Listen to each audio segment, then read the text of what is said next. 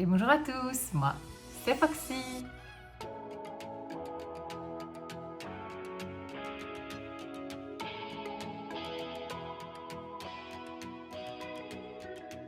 Aujourd'hui, vidéo sur les conseils que je peux vous donner pour organiser votre voyage en Corée. Alors, petit disclaimer, je ne suis ni une agence de tourisme, ni un guide touristique. Je vous donne les conseils selon mon expérience. Et pour les personnes du coup qui vont bientôt partir ou qui organisent un voyage en Corée, j'espère que ces petits conseils vous aideront et n'hésitez pas à me poser vos questions si vous avez d'autres questions qui arrivent par la suite.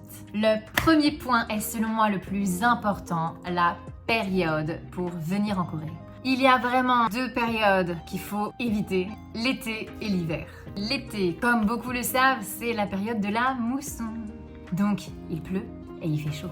Mais quand je dis il pleut, c'est il pleut, hein, c'est à torrent, hein, surtout aux alentours du 20 juillet. C'est vraiment le pic et le réel début de la mousson. Donc, il pleut, il pleut, il pleut. Voilà la météo annoncée pour cette semaine. Enfin, après, sincèrement, pour mon premier voyage en Corée, j'ai pas eu trop le choix comme beaucoup d'entre vous. Je suis aussi venue l'année dernière, du coup, sur la période de juillet. Moi, perso, ça n'a rien changé. J'ai tout autant aimé mon voyage. J'ai pu faire tout ce que j'avais à faire et sincèrement, ça m'a pas trop handicapée. Alors oui, quand il pleut tout le temps, c'est pas... Mais sincèrement, la pluie est vécue différemment par les Coréens qu'en France par les Français. Si vous n'avez pas d'autre choix, c'est pas grave. Vous pouvez venir, vous inquiétez pas. C'est juste que vraiment, faut être préparé quand même mentalement.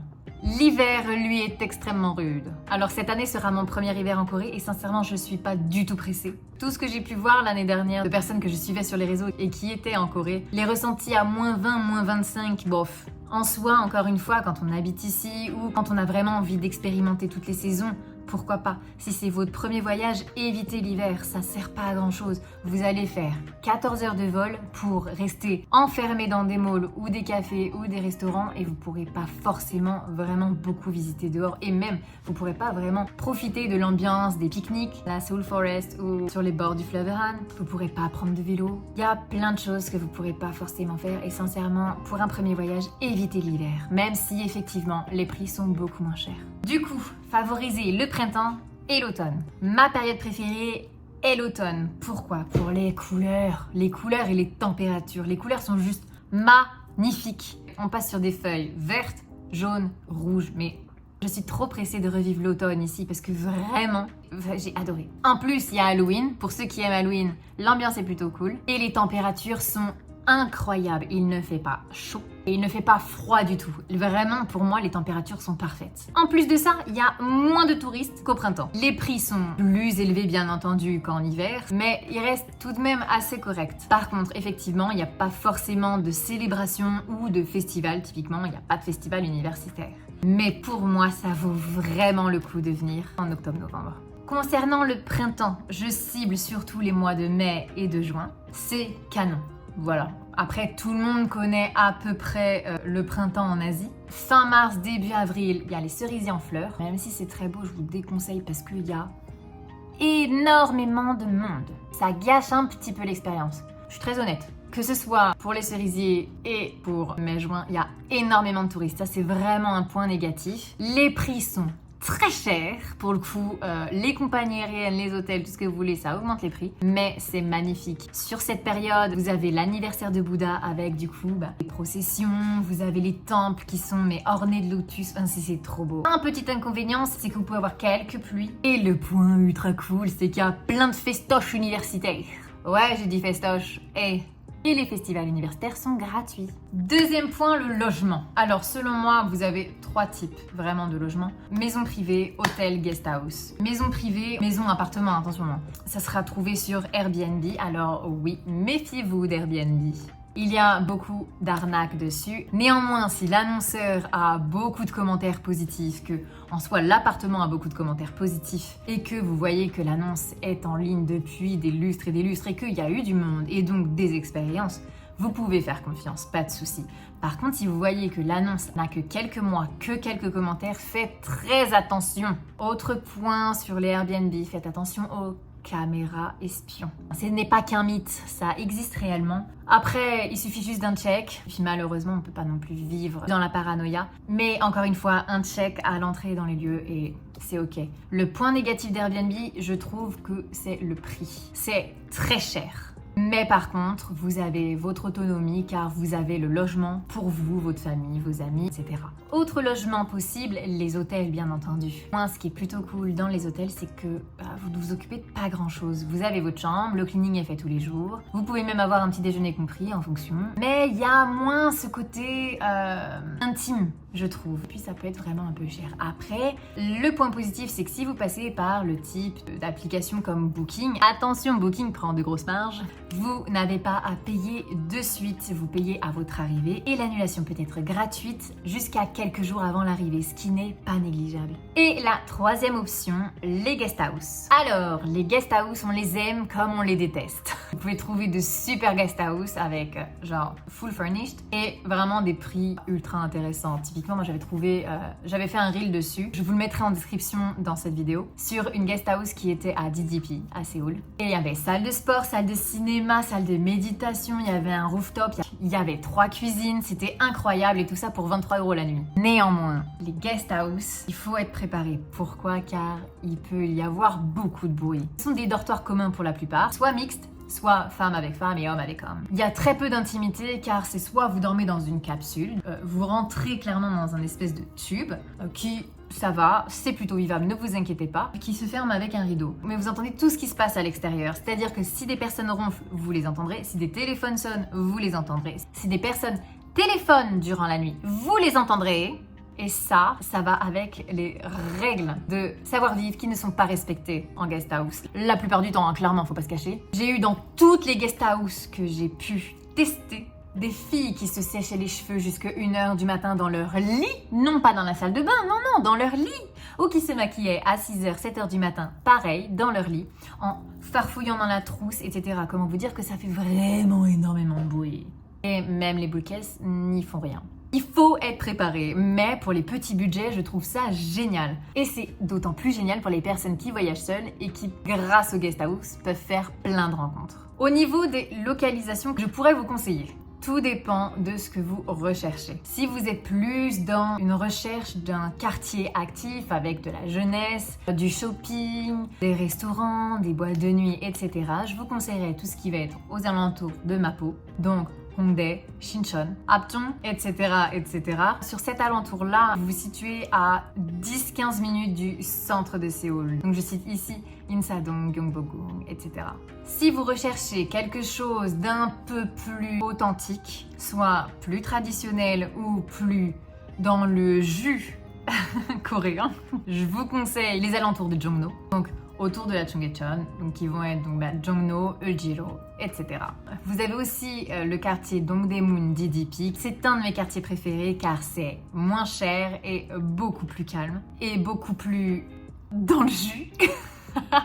Pour ceux qui regardent beaucoup les vidéos de Papsan, c'est très souvent le quartier qui définit le quartier des Ajoshi. Et franchement, on peut pas le contredire. Mais vous avez du coup accès à toutes les lignes. DDP, vous êtes à 20-25 minutes de Hongdae et du centre, vous êtes à 5-10 minutes. Donc c'est plutôt cool. Autre quartier, shopping, fête, mais plus huppé, bien sûr. Gangnam, Apgujeong. Pour y avoir résidé pendant un petit mois, je n'ai pas du tout aimé la vibe, mais ce n'est que mon humble avis. Je sais que certaines personnes ne se voient pas du tout logées autre part qu'à Gangnam, car ils aiment la vibe du coup sur place. Les prix sont généralement bien plus élevés. La localisation est décentrée. Alors pour aller sur Hongdae, vous avez 1 heure, et pour aller dans le centre, vous êtes aux alentours de 35 minutes, 40 minutes. C'est vraiment un quartier plus business que... j'allais dire vivant, mais c'est pas le mot. Que... Voilà, j'ai pas la définition.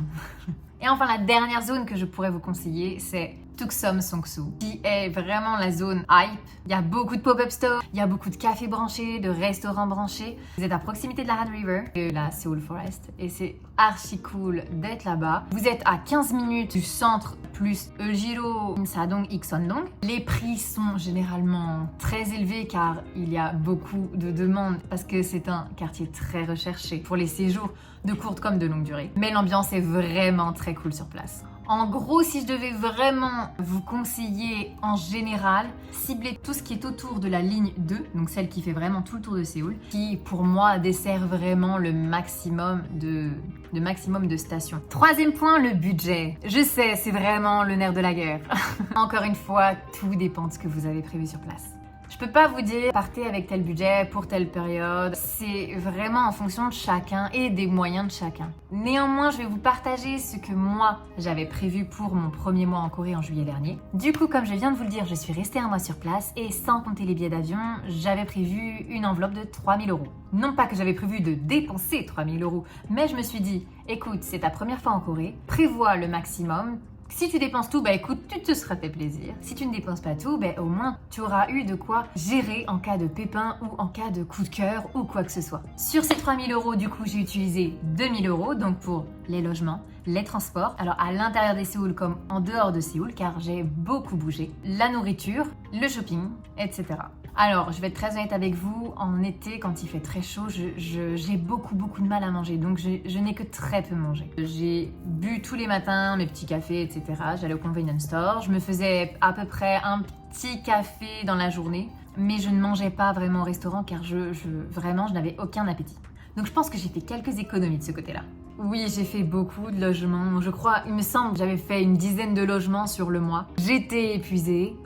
Petit conseil, essayez d'ouvrir un compte N26 ou Revolut avant votre départ car en fonction de l'option que vous choisissez, vous n'avez aucun frais lorsque vous payez par carte bleue à l'étranger et donc en Corée bien entendu. Alors oui, vous êtes obligé de retirer du liquide sur place pour recharger votre T-Money qui est du coup la carte de transport en commun en Corée. Ah oui, et au petit point du coup, les cartes Revolut N26 passent quasiment partout. Moi clairement la mienne est une N26, elle passe partout. Il y a aussi certains Français, je sais, qui partent avec du liquide et qui le changent à Myeongdong. Moi, ça n'a jamais été mon cas. Je ne pars jamais avec du liquide, peut-être à tort. Mais voilà, c'est vraiment en fonction des préférences de chacun. Concernant la durée que je vous conseille, selon moi, le top du top, c'est de partir entre 3 semaines et 1 mois. Malheureusement, il faut avoir la possibilité de partir sur 3 semaines, 1 mois et le budget. Mais pourquoi 3 semaines, 1 mois? Pour pouvoir se remettre du voyage qui est quand même très long et assez fatigant, se remettre du jet lag et de pouvoir voyager en Corée et de faire un maximum de choses. Ce que je peux par contre vous conseiller, c'est de partir au minimum 2 semaines. Car 1 semaine, c'est beaucoup trop juste. Entre le billet d'avion, les coûts sur place, le fait de se remettre du jet lag et de votre fatigue sur place à voyager, vous ne profiterez pas vraiment de l'expérience et ça sera vraiment court. Encore une fois, à titre d'exemple, je vais vous partager le planning que je m'étais fait pour juillet dernier.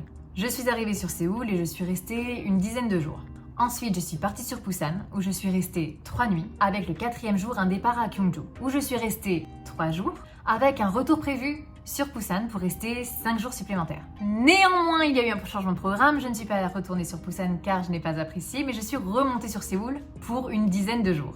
Mais ça ne change pas grand-chose. J'avais prévu de faire une nuit à Jeonju, mais j'étais clairement épuisée et je ne me voyais pas redéménager une fois de plus tous mes bagages. J'ai donc choisi de rester sur Séoul ces 10 jours. Je suis allée à Suwon pour 3 jours, donc surtout 2 nuits sur place. Et je suis retournée sur Séoul pour finir 2 jours à Incheon. Finir à Incheon, je trouve que c'est pas trop déconnant parce que ça vous permet de vous rapprocher de l'aéroport et de vous reposer un petit peu tout en continuant de voir une autre ville que Séoul. Et les prix sont moins chers du coup qu'à Séoul. Par contre, de vous à moi, je vous conseillerais pas de rester toute une semaine à Incheon. Profitez de Séoul et de ses alentours ou même de Suwon. Et dernier point qui sera donc sur les villes qu'il faut, selon moi, absolument voir lors de votre voyage en Corée. Si c'est votre toute première fois en Corée, allez sur Séoul, Busan, Gyeongju et si vous avez la possibilité d'y aller, Jeju. Si vous ne pouvez pas faire les 3 villes plus Jeju, je vous recommande de squeezer Gyeongju et d'aller à Jeju. Si vous avez déjà fait les villes citées au-dessus et que vous retournez pour une 2e ou 3e fois en Corée et que vous avez du temps pour découvrir d'autres villes, je vous recommande donc Gyeongju si vous ne l'avez pas fait lors de votre premier voyage, Suwon, Jeonju, Nami Island, Incheon et Boseong. Et enfin, petite recommandation pour les armies. Si vous voulez faire un BTS trip, je vous conseille Séoul, Ilsan, Busan et Gwangju. Et voilà, j'espère que ces petits points vous auront éclairé et que mes conseils vont vous servir. Si vous avez d'autres questions, n'hésitez pas à me les poser en commentaire. Et du coup, je pensais aussi aborder dans une seconde partie tout ce qui est relatif aux cartes SIM, aux cartes bancaires que vous pourriez choisir, aux lieux favorisés pour échanger votre monnaie, et tous les petits tips que je pourrais vous donner typiquement sur les T-Money, etc., etc. Si ça vous intéresse, n'hésitez pas à me le dire en commentaire. Et encore une fois, merci beaucoup d'avoir regardé cette vidéo. N'hésitez pas à vous abonner, à liker et bien sûr, à partager. Belle fin de journée.